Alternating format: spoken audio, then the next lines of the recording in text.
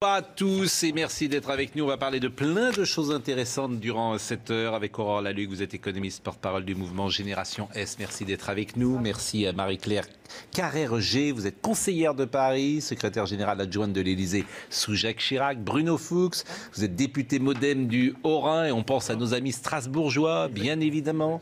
Bonjour à Jean-Sébastien Ferjou, fondateur et directeur d'Atlantico. Bonjour également à Yves Lefebvre. Vous êtes secrétaire général du syndicat Unité SGP Police et vous annoncez une grève mercredi. Les policiers vont se mettre en grève?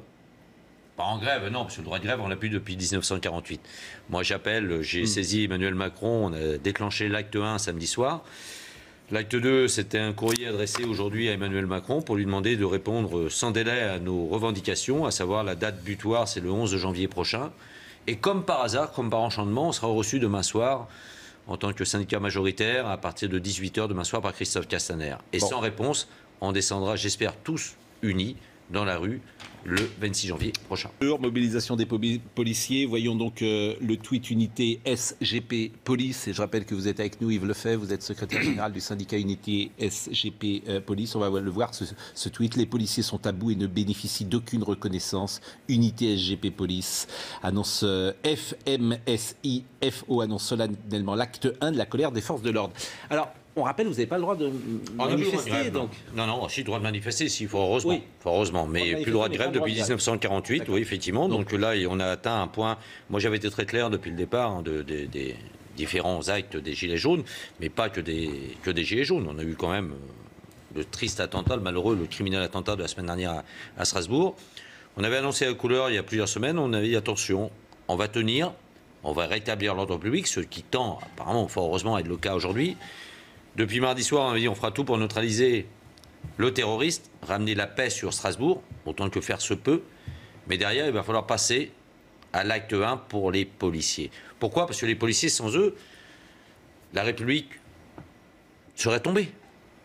Les gardiens de la paix, les CRS, les gendarmes, qui ont tenu jusqu'au bout en prenant, passez-moi l'expression, plein la gueule, en risquant leur peau, en n'ayant plus le temps de repos, en ne pouvant plus se ressourcer en famille, ou juste pour rentrer, pour repartir aussitôt, avec parfois pour les CRS des centaines, sinon même des milliers de kilomètres au bout.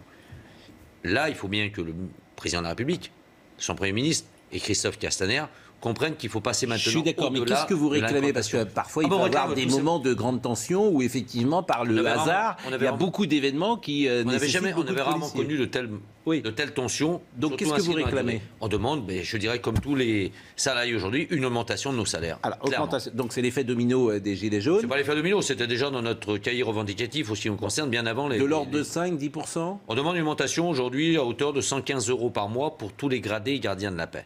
D'accord. Et vous réclamez des effectifs en plus? On demande 1000 CRS en plus aujourd'hui. Il manque 1000 CRS aujourd'hui. Si demain on a... Pour que les choses soient claires, les gens qu'on a vus, qu'on voit partout depuis 3 semaines, le samedi, ces gens-là gagnent combien par mois?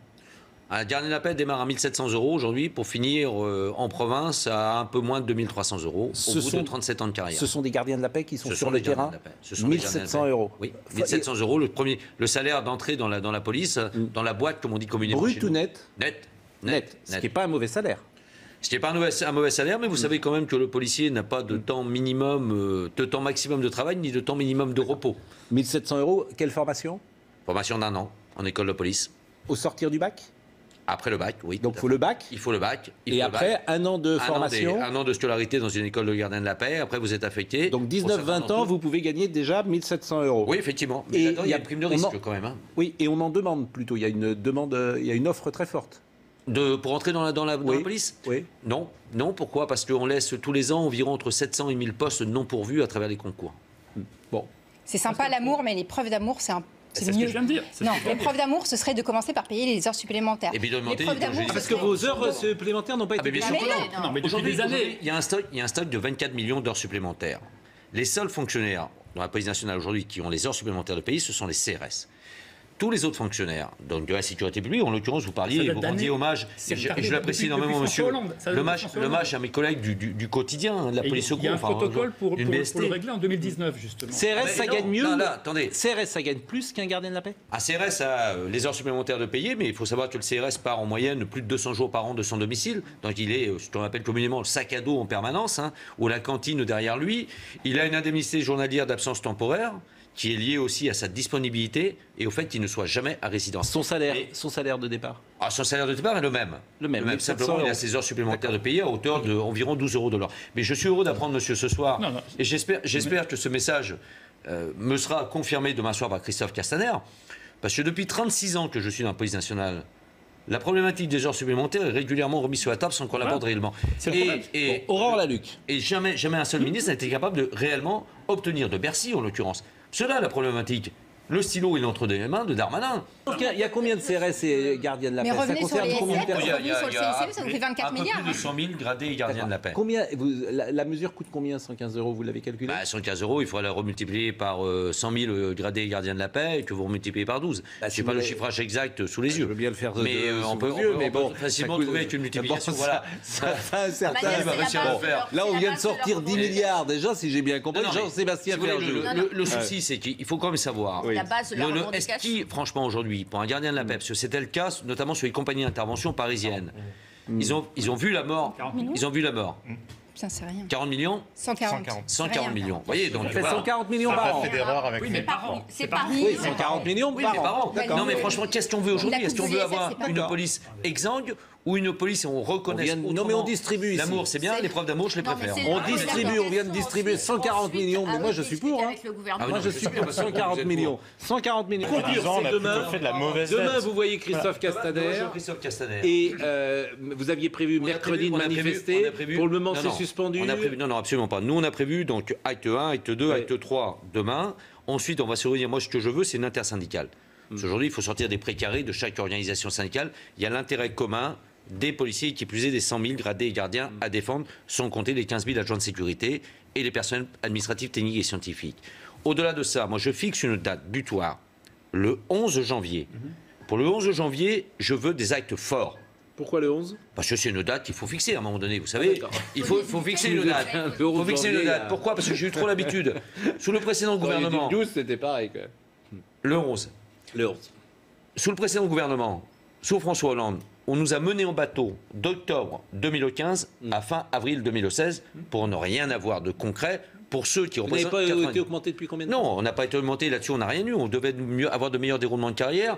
Le dernier geste symbolique, si vous voulez, on parlait tout à l'heure des 115 €, c'est ce qu'on appelle dans notre jargon l'allocation de maîtrise qui représente la disponibilité, la qualification des personnels.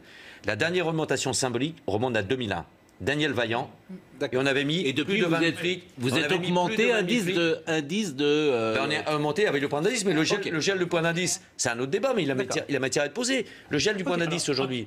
Un tout petit point pour dire que ce sujet de la sécurité, il est intégré dans les priorités que l'on a, puisque le budget du ministère de l'Intérieur va augmenter de 3,4% en 2019. Autre 350 millions d'euros, dont 300 millions pour le matériel. Donc il y a effectivement... Il y a rien sur les salaires, monsieur. Non, mais c'est ce qu'il faut discuter. C'est ce qu'il faut discuter. Monsieur Lefebvre, pour que les choses soient claires, les salaires des CRS gardiens de la paix sont augmentés en fonction de l'inflation chaque année.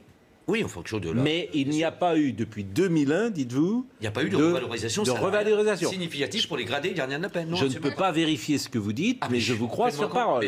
Donc ça fait près de 20 ans. Non, mais ça fait près de 20 ans. D'accord. Daniel Vaillant qui avait dit... La démarche est responsable de ne pas vouloir se prêter à des surenchères syndicales et à ne pas vouloir faire la course à l'échalote entre syndicats et de demander un dialogue social entre l'ensemble des syndicats et le ministre, ça me paraît la moindre des choses. Et à brève échéance. C'est la base essentielle. Vous n'avez pas dit, vous avez dit pas de revalorisation significative. Et je me méfie toujours des mots, moi, que j'entends. Il y a eu, il y a eu quoi? Je vous parle exclusivement pour les gradés et gardiens. Non mais pourquoi j'ai refusé? Il y a eu ou il n'y a pas eu? Pascal Pro. Oui. Le dernier, j'ai refusé de signer le protocole mis sur la table par François Hollande et Bernard Cazeneuve en avril 2016. Pourquoi? Parce qu'il faisait la part belle à des catégories, en l'occurrence, on va dire les catégories sommitales, les commissaires et les officiers, ceux que je ne représente pas. Aujourd'hui, je suis syndicaliste majoritaire au sein du ministère de l'Intérieur, ne représentant que les gradés et gardiens de la paix. D'accord. Eux n'ont pas eu d'avancée. D'accord. Parce que moi, permettez-moi de préciser quand même, quand on passe une durée, sans rentrer dans trop de technicité, mais quand on passe une durée d'échelon qui était à 2 ans, à 3 ans, voire 3 ans et demi, pour quelques roupies de Sansonnet, pour moi, j'appelle ça de la dévalorisation et certainement pas de la valorisation salariale. Bon, je vous en prie. Une petite remarque, Yves Lefebvre. que c'est pas Gilles Legendre. en tant que patron du groupe de La République En Marche, qui sera en charge du traitement de la résolution du paiement des 25 millions d'heures supplémentaires. Puisqu'il va essayer de nous faire comprendre qu'il est trop intelligent pour essayer de nous persuader à un moment donné qu'on ne les a pas faites. Non, vous savez, c'est là le problème, si vous voulez, c'est la déconnexion aujourd'hui entre la réalité de ce que moi je vis, de moi que vivent encore plus que moi mes collègues sur le terrain, et par rapport à l'appréhension du politique par rapport à ça. Merci Yves Lefebvre, bien évidemment, et saluer les forces de police qui...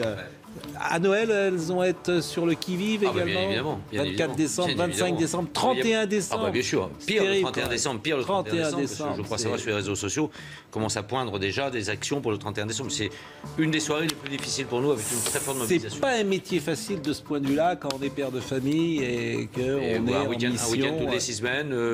La profession la plus touchée par le divorce. Incapacité complète de pouvoir assurer son salaire d'alterner. Et au mieux, entre, on va dire, le 30 juin et début septembre, c'est quoi? C'est 8 à 10 jours de congé maximum. C'est ça, quotidien. Bien sûr, parce que vous ne pouvez pas autrement. Parce que vous n'avez pas assez d'effectifs et vous ne pouvez pas les prendre. Ah oui, vous les prenez en séquence. Voilà, on ne pouvez pas prendre plus de 10 jours consécutifs. Pas plus de 10 jours consécutifs, pour ce qu'on appelle les policiers du quotidien, les héros de jeudi soir à Strasbourg. Et on pense aussi au personnel pénitentiaire. On en parle rarement. On n'en parle pas suffisamment. Vous avez raison, Aurore Lalucq, de le dire. Vous avez parfaitement raison de le dire. Merci, cher Pascal. L'info se poursuit sur CNews. Retrouvez toute notre actualité sur videopolice.com, la chaîne YouTube d'Unité SGP Police.